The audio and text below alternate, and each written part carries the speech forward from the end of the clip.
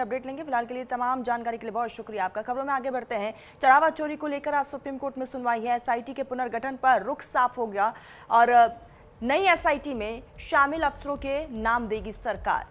तो एसआईटी के पुनर्गठन पर रुख साफ करेगी यूपी सरकार और आज इस पूरे मामले को लेकर सुप्रीम कोर्ट में सुनवाई। सभी की नजरें कोर्ट पर टिकी है। कोर्ट की तरफ से क्या टिप्पणी रह सकती है। तो चढ़ावा चोरी को लेकर आज सुप्रीम कोर्ट में ये अहम सुनवाई, जिसमें अब एसआईटी के पुनर्गठन पर रुख साफ करेगी उत्तर प्रदेश सरकार। राज्य सरकार से जो जवाब मांगा गया था वो जवाब भी आप सरकार की तरफ से दाखिल किया जाएगा। नई एसआईटी में शामिल अफसरों के नाम भी सरकार सुप्रीम कोर्ट में रखने वाली है। तो सभी की नजरें और उसके बाद कोर्ट की तरफ से क्या टिप्पणी होगी उस पर फिलहाल सभी की नजरें टिकी हुई है, क्योंकि इस पूरे मामले को लेकर लगातार अब भी जांच पड़ताल हो रही है और यहाँ पर बाकायदा एसआईटी की तरफ से जो रिपोर्ट को तैयार किया गया था वो भी सुप्रीम कोर्ट में दाखिल किया गया है, वो भी दिया गया है। इन तमाम चीज़ों को ध्यान में रखते हुए कोर्ट की तरफ से अहम टिप्पणियाँ हो सकती है। तो चढ़ावा चोरी को लेकर आज सुप्रीम कोर्ट में ये अहम सुनवाई है, जहाँ नई एसआईटी में शामिल अफसरों के नाम सरकार देगी। राज्य सरकार की तरफ से ये नाम दिए जाएंगे। तो राम मंदिर चढ़ावा चोरी को लेकर इस पूरे मामले पर एसआईटी का गठन राज्य सरकार की तरफ से और उस एसआईटी में कौन कौन शामिल हैं इसका भी जिक्र कोर्ट में होगा।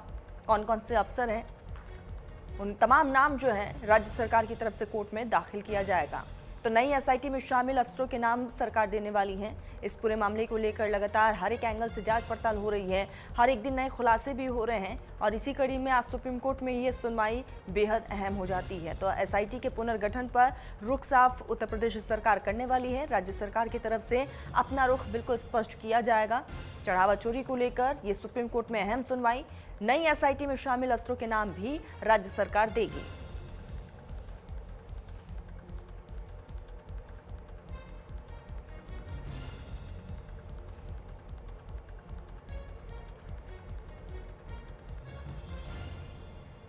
इसी बीच आलोक हमारे साथ जुड़ चुके हैं। आलोक, आज सुप्रीम कोर्ट में अहम सुनवाई है। सभी की नजरें इस बात पर टिकी है कि राज्य सरकार की तरफ से कुछ नाम भी दिए जाएंगे जो एसआईटी के मेंबर्स हैं, और क्या कुछ हो सकता है। क्या आज अहम टिप्पणियां कोर्ट की तरफ से भी हो सकती हैं?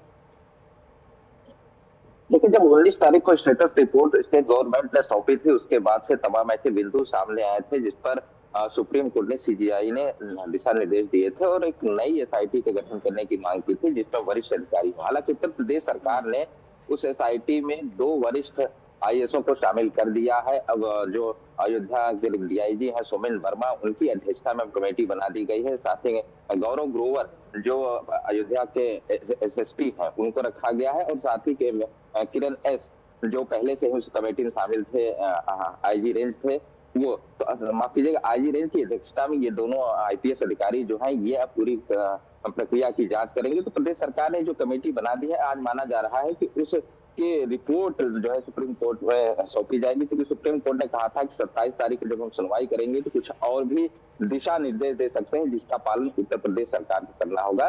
तो उसी क्रम में चूंकि जो याचिकाकर्ता है, चारों याचिकाकर्ताओं के जो वकील थे, एक साथ बैठकर वार्ता भी हुई थी। वकीलों ने स्पष्ट कहा था कि जो जांच अभी चल रही है वो सीओ के रेंज पे जांच वहां चल रही है, जो सर्किल ऑफिसर है वो वहां पर जांच कर रहे हैं। इस पर सुप्रीम कोर्ट ने कहा था कि मैं इस पर विचार करूंगा कि इसमें कौन कौन शामिल होने चाहिए।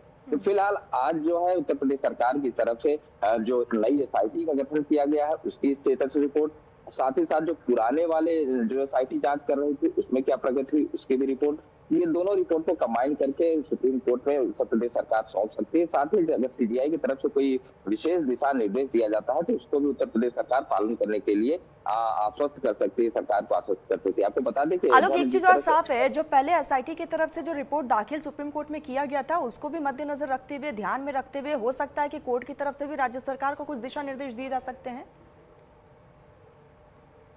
बिल्कुल, क्योंकि जब सुनवाई शुरू हुई थी तभी उत्तर प्रदेश सरकार के जो वकील थे उन्होंने कहा था कि जांच चल रही है और वरिष्ठ आईएएस अधिकारी की अध्यक्षता में जांच चल रही है। जो स्टेटस रिपोर्ट थी वो भी सौंपी गई थी, उसमें तमाम ऐसे बिंदु थे जिनको ध्यान में रखा गया था। कुछ ऐसे बिंदु थे जो अछूते रह गए थे जिनका जिक्र विपक्षों के वकील ने किया, याचिकाकर्ता के वकील ने किया था। तो इस पूरी प्रक्रिया में जो भी पुरानी रिपोर्ट थी, साथ ही साथ अभी चूंकि कमेटी भंग नहीं की गई, पुरानी वाली एसआईटी भंग नहीं की गई, वो भी अपना जांच सौंपेगी। उत्तर प्रदेश सरकार ने स्पष्ट कहा था कि 30 जुलाई तक इनको समय दिया गया है, 30 जुलाई तक अपना प्रोग्रेस रिपोर्ट है वो सौंपेगी। इसको भी उसमें कंपाइल किया जा सकता है, क्योंकि जो पुरानी जितनी भी जांचें हुई, नई एसआईटी जो जांच करेगी उसमें उन जांचों में जो जिक्र है उसका उनको सहयोग मिल सकता है, ताकि इनको दोबारा उस चीजों पर मेहनत न करनी पड़े। हाँ, कोई बिंदु अगर छूटा रह गया है तो उन बिंदु पर ध्यान दिया जा सकता है, नई वाली एसआईटी जो है ध्यान दे सकती है। चूंकि जो आईजी रेंज है वो पहले वाले भी कमेटी में रहे हैं, एसआईटी में रहे हैं, फिर नई कमेटी के अध्यक्ष है, तो उनकी जानकारी में सारा मामला है।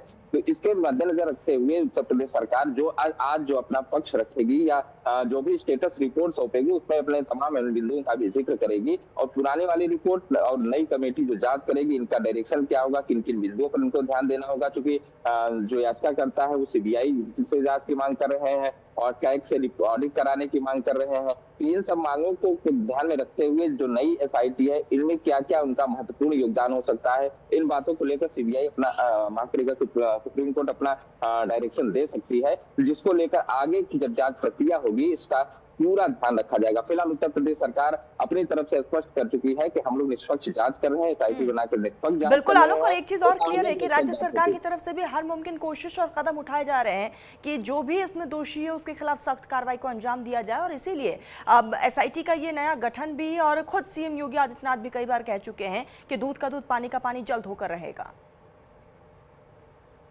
जी बिल्कुल, जब से ये चाहवा चोरी का मामला सामने आया था, उत्तर प्रदेश के मुख्यमंत्री योगी आदित्यनाथ जब मंदिर ट्रस्ट की तरफ से अनुरोध किया गया था कि इस पे जो है एक जांच होनी चाहिए, तभी एसआईटी का गठन हो गया था। और मुख्यमंत्री योगी आदित्यनाथ हर मंच से भी ये कहते हुए नजर आए कि निष्पक्ष जांच होगी और दूध का दूध पानी का पानी होगा। और लगभग जब से जांच चल रही है, जो जो स्टेटस रिपोर्ट आ रही है वो भी सामने आ रही है, तो कार्रवाइयां हो रही हैं, एफआईआर हो रही है, लगातार जांच चल रही है। जो आरोपी 8 आरोपी पकड़े गए थे उनको कस्टडी में लेकर, रिमांड पर लेकर उनसे लगातार पूछताछ की जा रही है, बरामदगी भी हो रही है। तो ये सारी चीजें जो चल रही हैं ये दर्शाता है कि उत्तर प्रदेश सरकार अपने तरफ से पूरी कोशिश कर रही है कि इसमें जो भी दोषी है वो छोड़े नहीं जाए। साथ ही बिल्कुल आलोक, और आज देखने वाली बात ये होगी कि कोर्ट में सुनवाई के दरमियान क्या कुछ रहने वाला है। नजरें आप बनाए रखिएगा, आगे जुड़ते रहेंगे, अपडेट लेंगे। फिलहाल के लिए बहुत शुक्रिया तमाम जानकारी के लिए। वक्त हो चुका है छोटे से ब्रेक का, जल्द हाजिर होंगे, बने रहिए न्यूज इंडिया के साथ।